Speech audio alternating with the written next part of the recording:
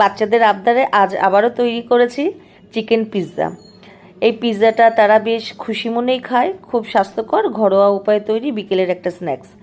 ময়দার থেকে বেশ খানিকটা লেচি কেটে নিয়ে ছোট্ট একটা রুটি তৈরি করে উপরে দিয়ে দিয়েছি একটা চিজ স্লাইস।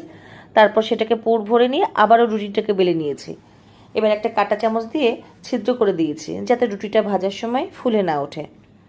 রুটিটা যখন প্রায় 50-60% ভাজা হয়ে গেছে তখন নামিয়ে নিয়ে তার উপর পিৎজা পাস্তার যে সস সেটাকে বেশ খানিকটা দিয়েছি। তার উপরে দিয়ে দিয়েছি চিজ যার যতটা ইচ্ছে সে ততটাই দিতে পারেন। আমি মোটামুটি খানিকটা চিজ দিয়ে তার উপর ক্যাপসিকাম, পেঁয়াজ, টমেটো আর অবশ্যই দিয়ে দিয়েছে আগে থেকে সতে করে রাখা চিকেন।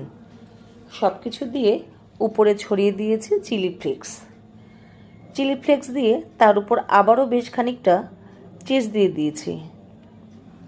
যখন সব কিছু দিয়ে রেডি হয়ে গেছে তখন আমি একটা তাওয়াতে প্রিহিট করে নিয়ে তাওয়াটা তারপর লো টু মিডিয়াম আঁচে 10 মিনিট মতো ঢাকা দিয়ে রেখেছি। বেশ খানিকটা ফুলেও উঠেছে, একেবারে রেডিও হয়ে গেছে পিৎজাট। তার উপর অরিগানো ছড়িয়ে দিয়ে কেটে নিয়ে সার্ভ করেছি। ভীষণ টেস্টি আর অবশ্যই ঘরোয়া উপায়ে তৈরি হেলদি একটি খাবার। রেসিপিটি রইল সকলের জন্য।